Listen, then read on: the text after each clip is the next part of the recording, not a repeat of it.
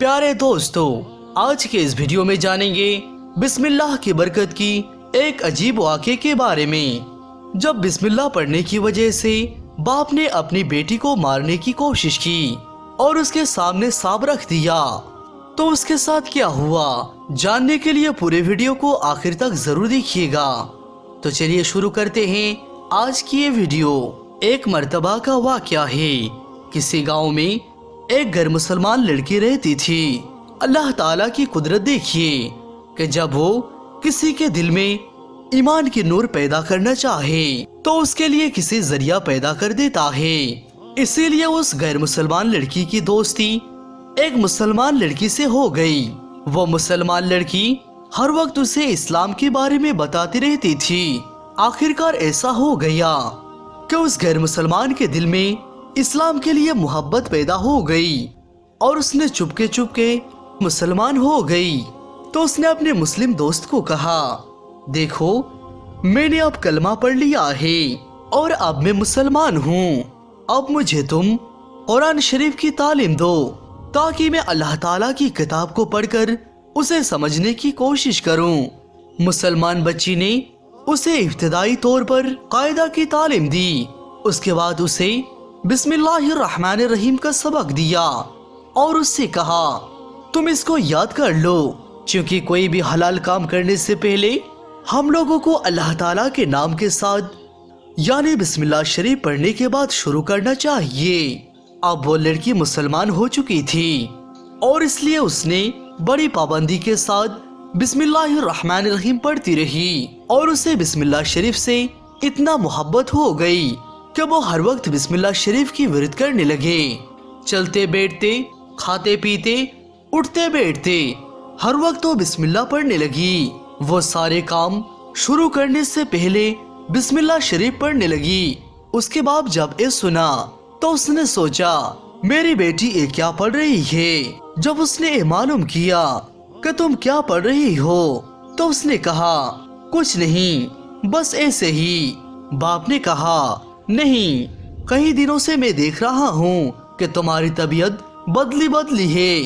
तुम कोई भी काम करती हो, मुझे पानी देती हो, खुद पानी पीती हो, रोटी सामने लाती हो या कपड़ा उठाती हो, तो उस वक्त तुम कुछ पढ़ती हो। बाप ने जब उस लड़की को इसरार किया तो उसने बता दिया कि मैं बिस्मिल्लाहिर्रहमानिर्रहीम पढ़ रही हूँ। तो बाप ने पूछा, ऐसा क्यों? तो लड़की ने बोली, बस मुझे अच्छा लगता है।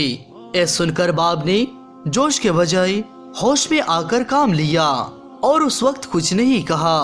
उसने फौरन सोच लिया कि अगर मैं जोश में आता हूँ तो फिर बेटी भी हाथ से जाएगी और कुछ पता भी नहीं चलेगा। अब उसने अंदर बाहर से मालूमात हासिल करके ये पता लगा लिया कि मेरी बेटी मुसलमान हो गई है, कलमा भी पढ़ लिया है और अब वे कुरान पाक भी पढ़ रही है। उसने सोचा, मैं इस मामले को अलग तरीके से खत्म करूंगा, वरना तो ये लड़की मुसलमान तो हो चुकी है, अब एक किसी मुस्लिम से शादी करके घर से चली जाएगी।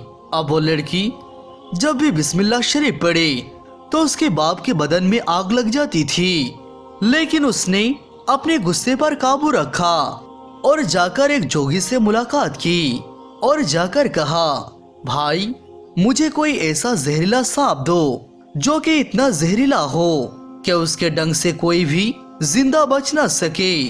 तो जोगी ने कहा, हमारे पास बहुत सारे किस्म के सांप हैं। फिर बाप ने जोगी से एक सांप लिया और उस सांप को एक छोटे से संदूक में रखा और उसके अंदर हवा जाने के लिए एक सुराग भी बना दिया। ये सब कुछ करने के बाद उसने एक दोस्त से कहा कि मैं रात में अपने घर में रहूंगा, तुम मेरे दरवाजे पर आकर कुंडी खटखटाना, फिर मैं अंदर से पूछूंगा कौन है तो तुम कहना मैं फला आदमी हूँ। ये सुनकर मैं दरवाजा खोलकर बाहर आ जाऊंगा, उसके बाद तुम मुझे वो संदूक दे देना, फिर मुझे क्या करना है मैं वो कर लूंगा। जैसे रात हो गया तो वो दोस्त अपने मंसूबे के मुताबिक दरवाजे पर आकर दस्तक दी तो उसने दरवाजा खोल दिया। दोस्त ने उसको संदूक देकर चला गया। संदूक घर में लाने के बाद اس نے اپنی بیٹی کو جگایا۔ اس کی بیٹی نیند سے اٹھ کر اس کے باپ کے پاس آ گئی۔ لڑکی نے پوچھا، بابا کیا بات ہے؟ تو اس نے کہا، بیٹی میرا ایک دوست ہے اور اس کا ایک صندوق ہے، اس کے اندر ایک سونے کا ہار ہے اور یہ انتہائی بہت ہی قیمتی ہار ہے، اور اے لو ایک چابی اور یہ صندوق تمہاری حوالے رکھو۔ بیٹی نے بسم اللہ الرحمن الرحیم پڑھ کر وہ صندوق اور اس چابی کو لے لی۔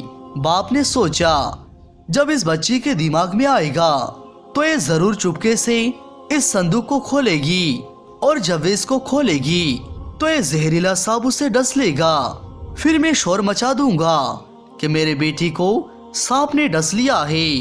ویسے تو ہمارے علاقے میں سانپ بہت ہوتے ہیں، اسی لیے کسی کو یہ پتا بھی نہیں چلے گا کہ میرا کیا دھرا ہے، اور میرے اوپر کوئی کارروائی بھی نہیں ہوگی، اور اگر اس نے صندوق کھول کر نہ دیکھا تو پھر میں کسی دوسرا منصوبہ بنا لوں گا۔